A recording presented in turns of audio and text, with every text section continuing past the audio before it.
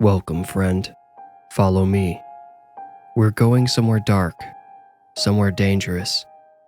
There's no telling what horrors we might find. Are you afraid? Good. Now you are ready to enter the Warning Woods.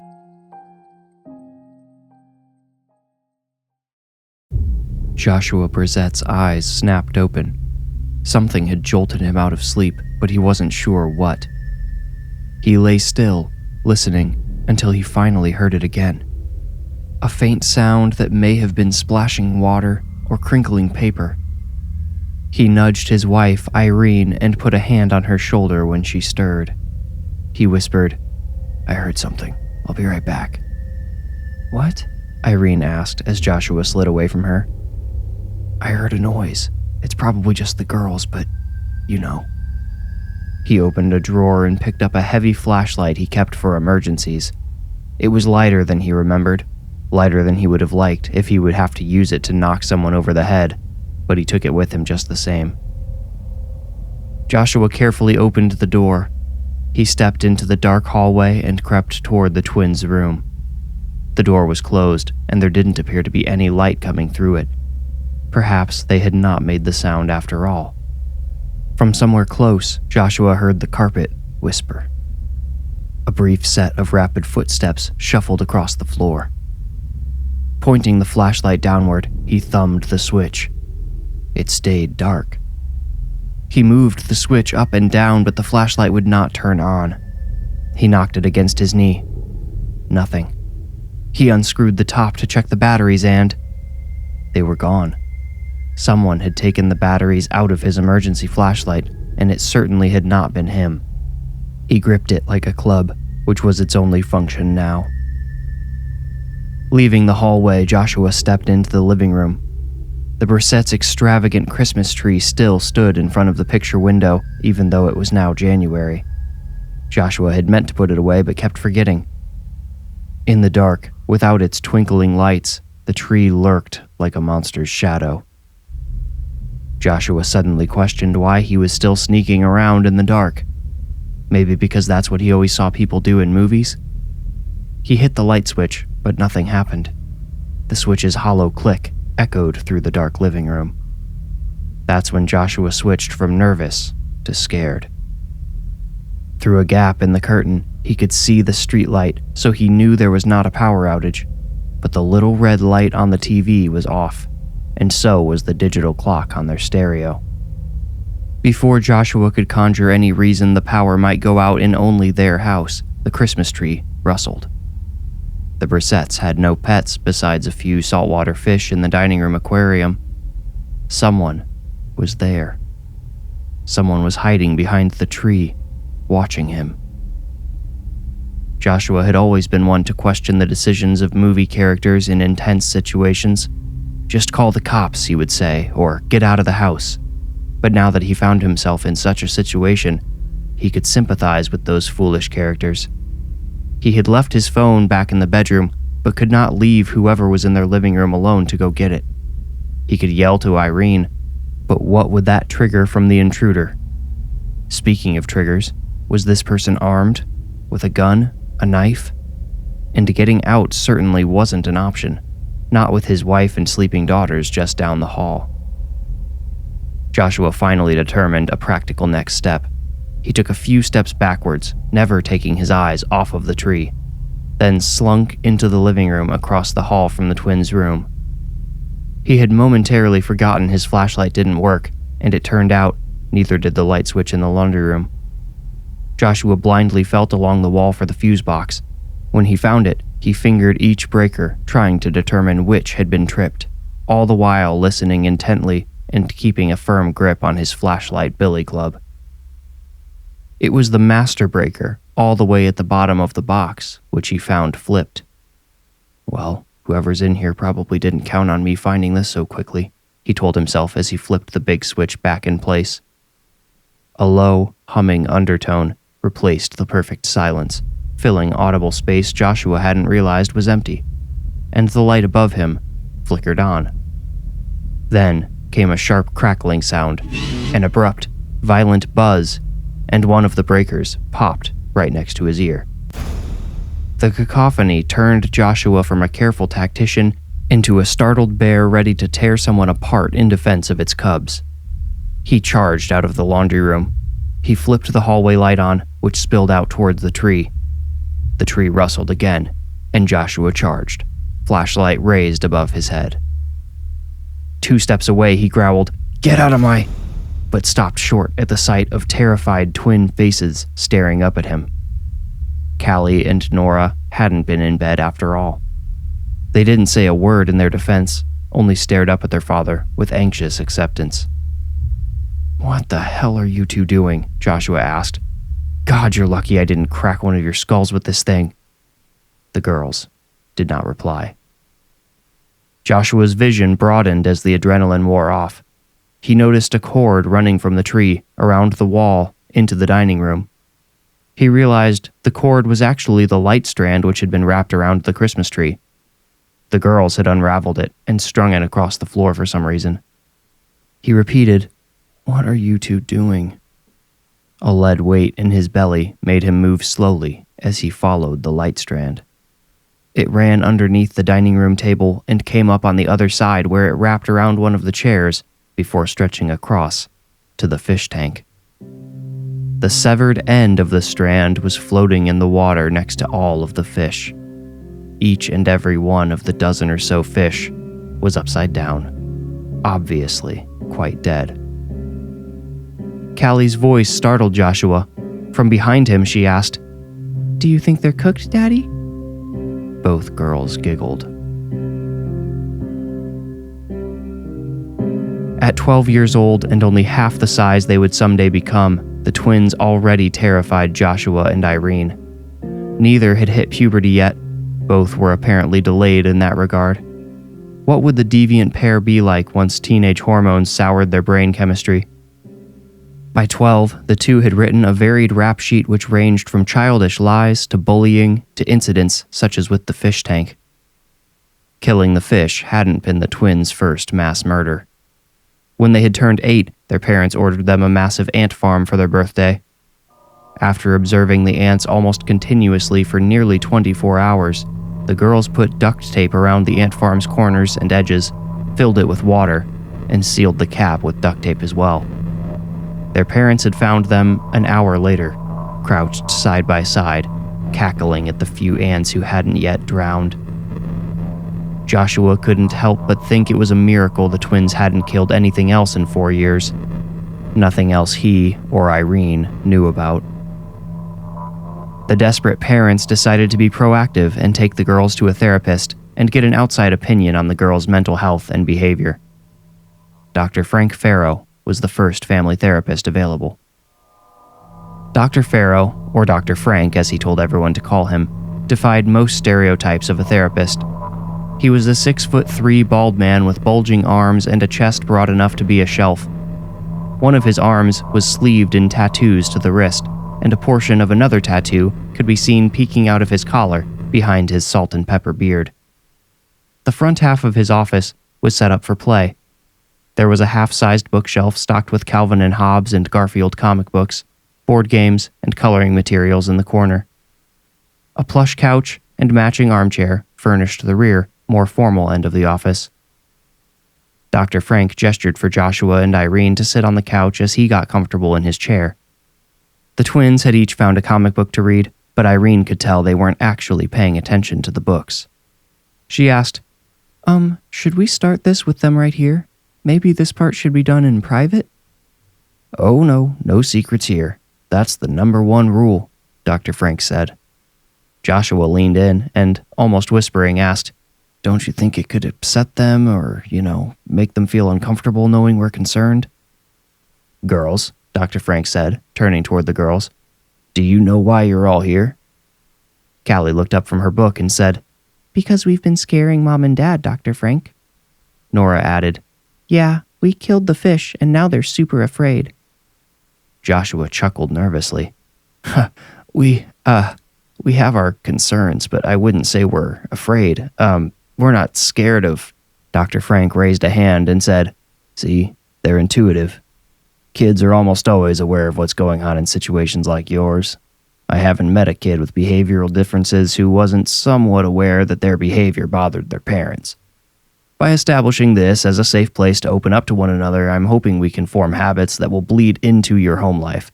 We can't fix everything in this room, you know. We're only laying the groundwork." The parents nervously shared a few key anecdotes to illustrate the types of issues they were dealing with. First, there was the kindergarten graduation ceremony, after which the twins' teacher hosted a low-key party in her classroom. Half an hour into the party, long after everyone had downed a Dixie cup or two of fruit punch, one of the other parents gagged and screamed. Much of the ice had melted, revealing the bottom of the punch bowl, which was layered with tiny brown pellets. Pellets identical to those in the hamster cage a few feet away. Security camera footage showed the twins huddled by the cage at the beginning of the party before anyone had made a move toward the refreshment table. They could each be seen pausing briefly by the punch bowl before walking away, rubbing their palms on the tights beneath their skirts as they went. In the second grade, the girls invented a routine in which they would choose a victim, often one of the softer, more sensitive kids, and one of them would say sweet, kind things. The other would then translate the sentiment into something cruel. For example, Nora, who often played the sweet trickster, might say, "I bet you have the best hearing in the whole class," and Callie would wait until the poor kid smiled, then say, "You have bigger ears than anybody I've ever met." The issue came to light when one of the twins' classmates showed up to school with no eyebrows one day. He had shaved them off because, according to his father, the twins had told him, "You look really mature for your age." Then, "Because your eyebrows are as bushy as an old grandpa's." Dr. Frank listened intently and made frequent notes on the notepad in his lap.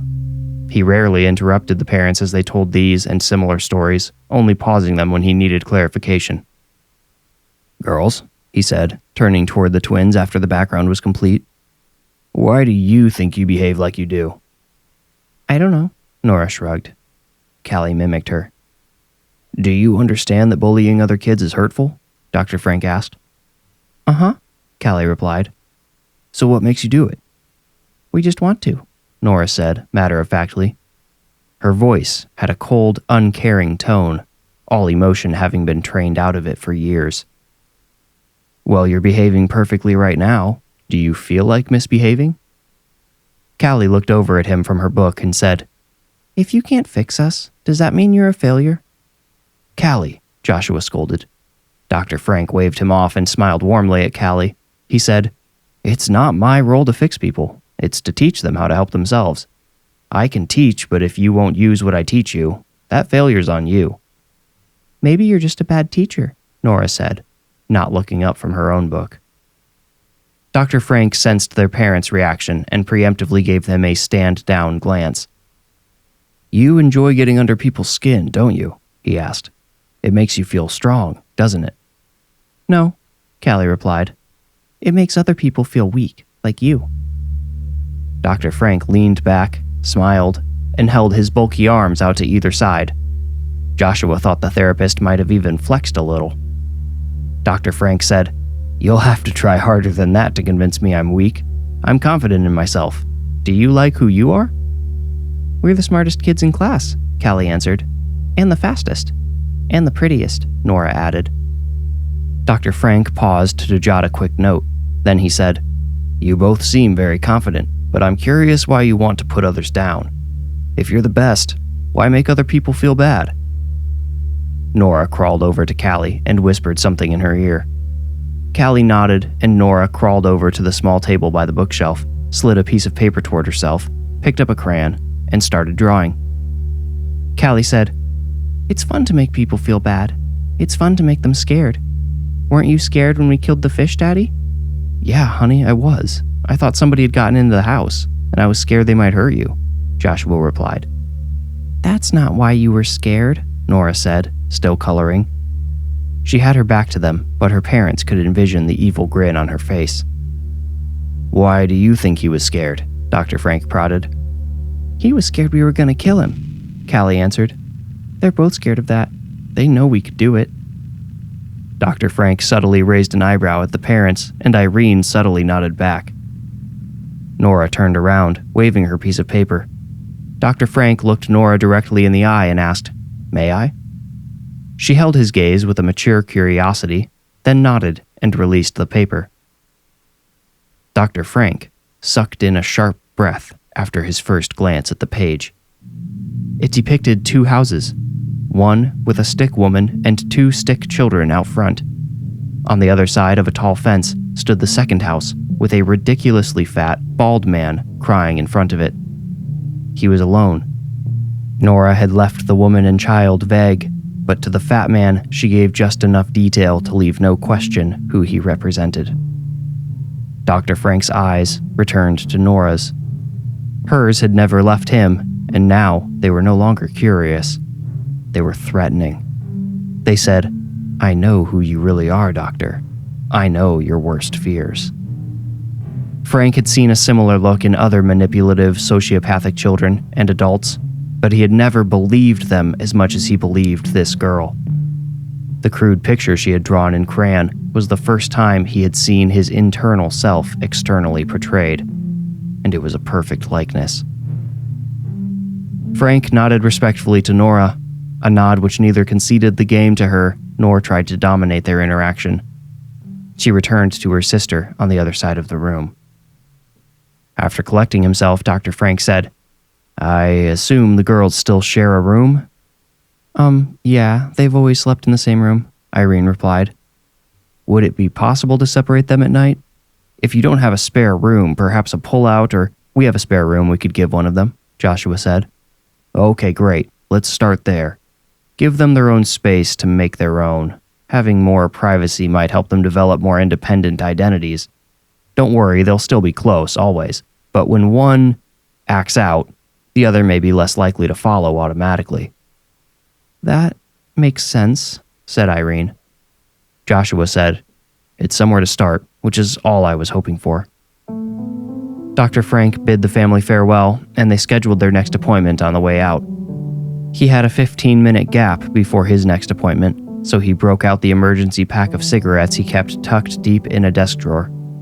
He smoked 2 behind the building before he could think about anything except Nora's drawing and how she had seen straight through his chiseled facade.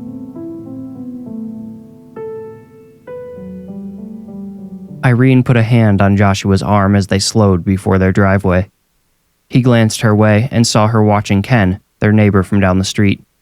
He walked by the house every day with his toy poodle, always good for a friendly smile and a wave, which meant a lot because it required a lot from him. Ken had cerebral palsy and carried a cane. To wave at you, he had to prop the cane against his hip, balance on his strong leg, and make it fast. Ken hurried across their driveway as best he could and turned back for a farewell smile. Joshua glanced in the rear view and saw both twins eyeing Ken closely. It made him feel a little sick. Joshua and Irene heeded Dr. Frank's advice and spent the rest of the day arranging the spare room for Nora. That night, Irene tucked Callie in while Joshua tried to settle Nora in her new room. She stood next to the bed, facing the door, ignoring her father as he fluffed her pillows and plugged in her lamp. "All right, you ready?" Joshua asked. Nora ignored him. He went to her side and crouched at eye level with her. The twins were short for their age. Nora did not move nor acknowledge him in any way. "Nora, it's bedtime. I know this is different, but I think it'll be good, and not just because the therapist said so." Nora slowly turned her head toward him, gave a disapproving scowl, and turned back to the door. Joshua repeated himself, "Nora, it's time for bed." His words lingered for a second, then Nora finally turned away from the door and put herself in bed. Irene came out of Callie's room at almost exactly the same time Joshua left Nora's. They walked together to the living room, where Irene opened the wine cabinet and pulled out 2 glasses. "The Merlot or the Cabernet?" she asked. "Cabernet, and plenty of it," Joshua answered. He sunk into his recliner and pushed 2 fingers deep into his left temple. When Irene handed him a half-full glass, he pinched the stem just below her fingers, his touching hers, and their eyes met. She smiled, but there was no happiness in it. She took her own glass to the love seat and nestled in with her legs folded beneath her. "Nora tried to ignore me the whole time we were in there," Joshua reported. She stood right by the door with her back to me. So did Callie, Irene yelled in a whisper. Huh, maybe they... Joshua trailed off. Maybe they what? I don't know. Part of me wishes we hadn't taken them to therapy, if I'm being honest. It's like we admitted there's something wrong with them, and now I can't stop seeing every odd thing they do as creepy. Hey, your mom's a twin, right? Irene nodded. Did she ever act out with her sister? Did they have the kind of bond our girls have? She said they were closer than she could ever be with another human being, but that's all. It makes sense. I mean, who could possibly understand you better than someone with an identical brain? She has said once they grew up and started having their own lives, they became less similar. I guess they were shaped by their unique experiences later. That lines up with what Dr. Frank said about the bedrooms, Joshua pointed out. Irene nodded and sipped. What do we do if this doesn't work? Joshua asked. Irene stayed silent. Before, there had always been a faint whir from the fish tank water filter's motor in the background. Without it, the silence was crushing. The Brissettes saw Dr. Frank again 2 weeks later. They told him the girls were now separated into their own rooms at night, which had been going fine, but not resulting in any noticeable change. He assured them such changes would take time to become obvious. Well, it would be nice to have some obvious change now, Joshua replied. Irene leaned in, angling her body in front of her husband. Sorry, we're getting a little worn down. It's just, after 12 years, to finally be so close to a cure. Not a cure, Dr. Frank interrupted. Unless there's some physical malady, your daughters don't need to be cured. They just need to be guided. What if there is a physical malady? Asked Joshua. Well, an MRI would show something quickly enough, but with this behavior going back so far and affecting both girls equally, a somatic diagnosis seems pretty unlikely to me. When would you recommend an MRI? Irene asked. Dr. Frank narrowed his eyes and firmly stated, We're not there yet. They quietly observed the girls working on a jigsaw puzzle. They knew the girls were listening, but neither party acknowledged the other. Dr. Frank reeled the concerned parents back in. So, I want to hear about critical moments in their lives. You know, particularly memorable things, good or bad. A deeply imprinted happy memory can affect a child's development almost as much as a negative one. Nora bit the tip off a marker and swallowed it when she was 1.5, Joshua said. That was her first trip to the ER. I don't know if an experience like that can be bad for a kid that young. No, probably not, answered Dr. Frank. Besides seriously traumatic events, children don't really develop long-term memory until about 3. 3? Irene asked nervously. Joshua's hand slipped across the couch to nestle beside her thigh. Dr. Frank said, Yes, about 3, give or take. Was that a significant age for them? Well, it's pretty close to when they started acting so naughty. Irene shrugged at her own understatement.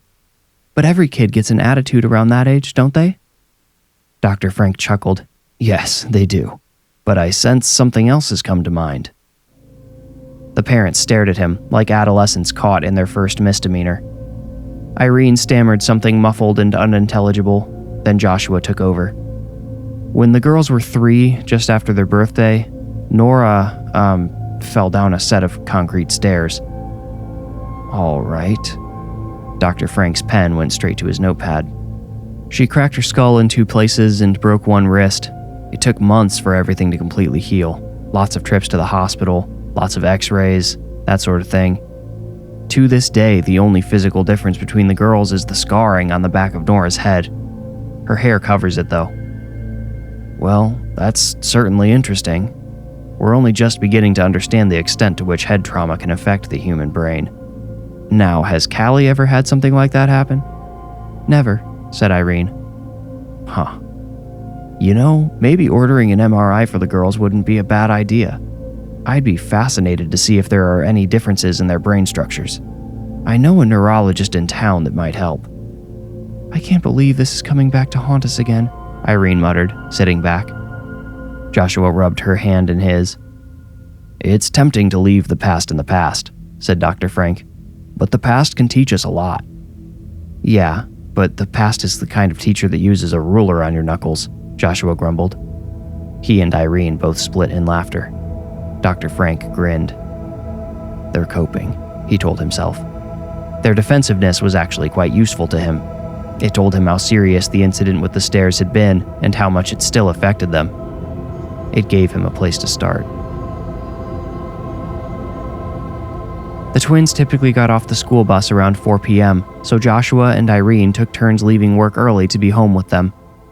They had once hoped that when the girls turned 12, they would be able to spend the single hour or so home alone, but now it seemed irresponsible. 4 days after the last therapy session, it was supposed to be Joshua's turn to go home early, but he received a text from Irene saying she had a meeting canceled and could go home instead. He replied, thanking her for the much-needed extra hour to work. At the house, Callie set down her mother's iPad after deleting the brief exchange with her father so that if Irene were to open the conversation, she wouldn't see that she had told him not to go home. Nora looked at Callie. Both grinned and hurried outside. Ken was stepping up the sidewalk with his toy poodle. Hey girls, beautiful day. Misty and I can't get enough of it, Ken cheered, stopping to prop up his cane so he could wave. The dog, Misty, pointed her stiff body toward the girls and growled faintly. Oh, that's enough, girl. It's just Callie and Nora, chastised Ken. How come you don't have a service dog? Callie asked. Ken grinned. He was used to taking these sorts of questions. Misty is my service dog, he answered. What can she even help with? Nora asked, giving the dog a faint look of disgust. Well, she's always there when I'm feeling lonely or sad, and she keeps me company. That's really pathetic, Callie said, glaring first at Misty, then slowly up at Ken. Ken looked back at her, shocked. He had heard neighbors complain about the mean-spirited twins before, but to actually experience their cruelty felt terribly surreal, like a bad dream. Don't you have friends for that? Nora asked. I have friends, sure, but they don't live with me, Ken said. He was allergic to being rude, but he was seriously considering just walking away. He would very quickly regret not doing so. Why don't you have a girlfriend that would live with you? Asked Callie. Ken said, Well, that's not something I'm really interested in. I promise you girls, I'm happy. I get along just fine. How could you be happy with legs that don't work right? Nora asked, really leaning into the question. Yeah, and what's even going on with your arms? Callie piled on. Okay, girls, you're being very rude right now, and hey, put her down. Ken stumbled forward as Nora scooped Misty into her arms. She stepped back to the full length of Misty's leash, which was attached to Ken's belt with a carabiner. Ken grabbed the leash and tried to pull Misty back toward him, but Nora jerked away, almost causing Ken to fall. Oops, you might want to untie her. Me and Misty are going to go play for a while, Nora said emotionlessly. Yeah, I bet she wants a break from you. It must suck spending all day with a cripple, Callie spat. That's enough, girls, Ken scolded, sounding weak and scared.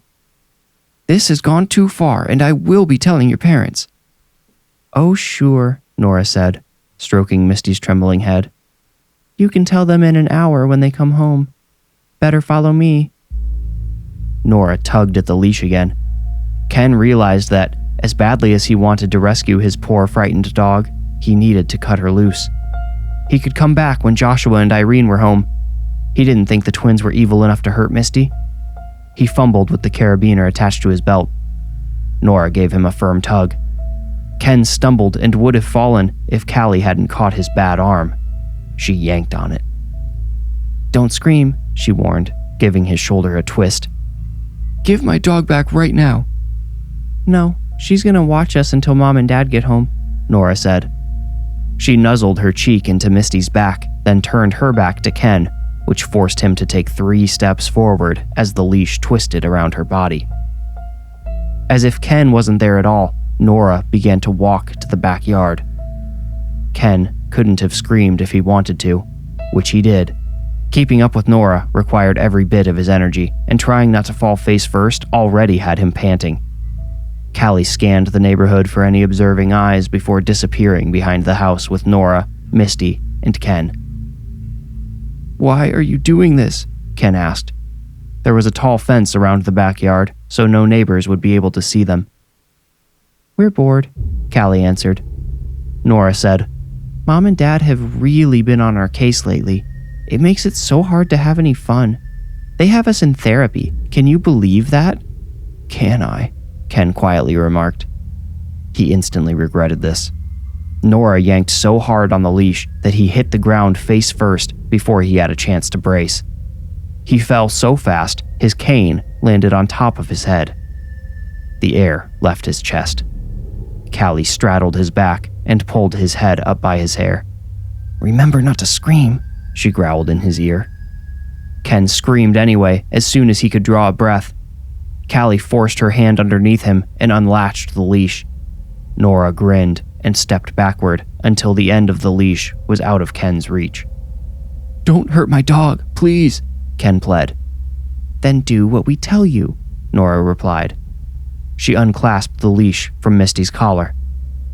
Callie got off of Ken's back and pulled his hair up until he got into the best crawling position he could manage.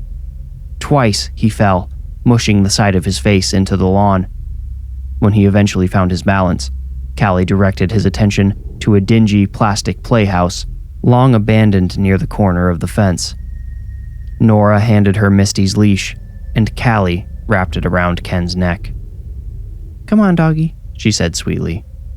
"Let's take you home."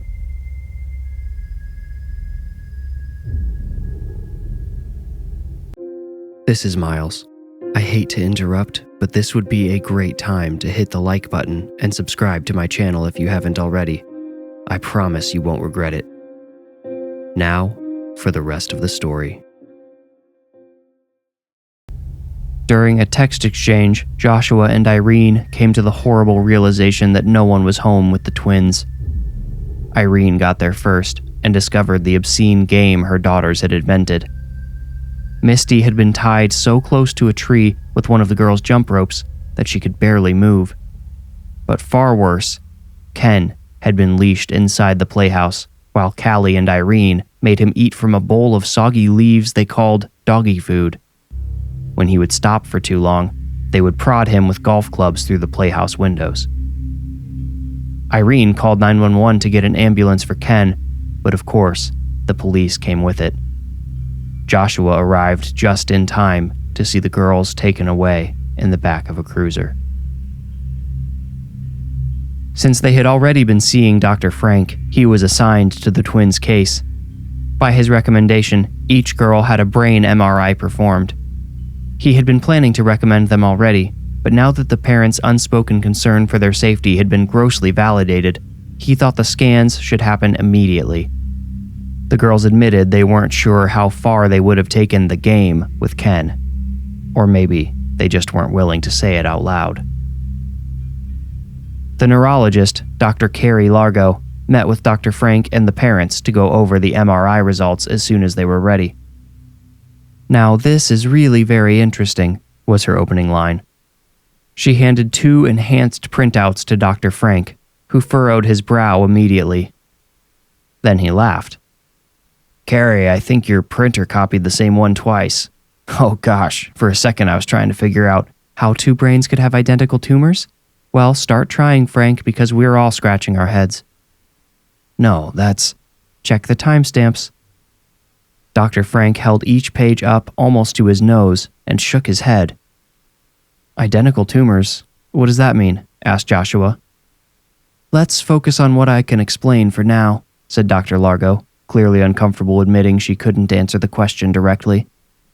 "These tumors are quite large and putting pressure on the temporal lobe and pituitary gland, as well as the base of the frontal lobe. Now, pressure on any one of those could cause mood changes and hormonal imbalance, but all of them combined? I mean, I can't guarantee anything, but in my opinion, these tumors could very well be causing your daughter's behavioral issues. Creating an imbalance which could influence your daughters toward deviant behavior," Dr. Frank amended. "It's tempting to take the onus off of the girls, I know, But saying these tumors are causing all of it really steals the twins' ability to own their actions and make corrections. Irene exploded. Tumors? Behavior? I don't care. My little girls almost killed a handicapped man in my own backyard. They're awful to live with, terrifying to everyone who knows them, and I just want it all to stop. Please, Irene, please. Have a seat and remember we're all here to help, said Dr. Frank. Irene whimpered. Then help us. Dr. Largo said, Look, I'll cut straight to it. Whether they explain everything or not, we need to get these tumors out. They're too big to treat any other way, and without more time, I can't gauge whether they're still growing or not. We'll run some other tests, but in the meantime, I'd recommend scheduling the procedures right away. Everything happened faster than Joshua and Irene could keep track of. The girls were hospitalized immediately so the doctors could run their tests. In the end, the procedures Dr. Largo recommended had to be carried out. First Nora, then Callie went under for endoscopic brain surgery. While they were still sedated for recovery, Doctors Largo and Frank called Joshua and Irene for an emergency conference. Do either of your families have a history of cancer or other types of tumorous growth? Dr. Largo asked. Joshua and Irene looked at one another and shook their heads. Okay, so I think it's safe to factor out hereditary or genetic factors. That narrows it down, but it raises a very interesting question. How they both grew identical tumors? Dr. Frank asked. Dr. Largo pointed her pen at him and nodded slightly. I know they're your kids and you probably hate to hear something like this, but this is an unprecedented anomaly. Doctor, you've studied lots of people's brains before, right? Irene asked. Dr. Largo cocked her head and replied, Quite a few, yes. Twins? Yours aren't the first. Irene paused, arranging her words carefully. Have you ever noticed something different about them? I mean, is there something about twins that people like us don't have? Nothing I've noticed, no. I assume you're getting at the magical connection some twins claim to have. Not magical, but... Dr. Largo looked at her shoes, then back up, saying, I'm sorry, I shouldn't have said it like that. Listen, I've heard every version of that theory, but I just haven't seen the proof. I mean, anecdotes don't equal evidence. Well, you have now, Joshua mumbled behind his clasped hands. What was that? Dr. Largo asked. Joshua dropped his hands, sat back, and shrugged. I said you have now. You've seen the proof. You're making a bit of a leap, Joshua, said Dr. Frank. Dr. Largo said, Hold on, Frank. He's right, Joshua. It's a leap, but not too big a leap to ignore. Maybe those matching tumors have me spooked, but I would be willing to study the girls' connection further at no cost to you. Wait, our girls? Irene asked. Joshua put a hand on her shoulder and pulled her closer. Her body dropped against him as her will dissolved. Joshua met Dr. Largo's eyes and gave her a shallow nod. Letter to the court from Dr. Frank Farrow. Your Honor, I'm recommending the cancellation of state involvement in matters regarding Callie Brissett and Nora Brissett, and the full responsibility of their care be transferred to their parents, Joshua Brissett and Irene Brissett.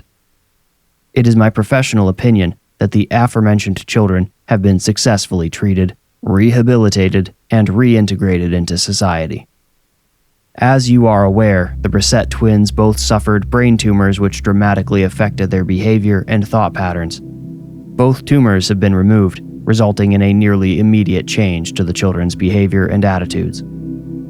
Seeing as the victim, Kenneth Ellswick, has dropped all charges, I believe it best for the twins to return to private treatment. I assure you, I would not make this request if not for my firm belief that, 1, it would be safe, and 2, it would be best for the twins. Sincerely, Dr. Frank Farrow.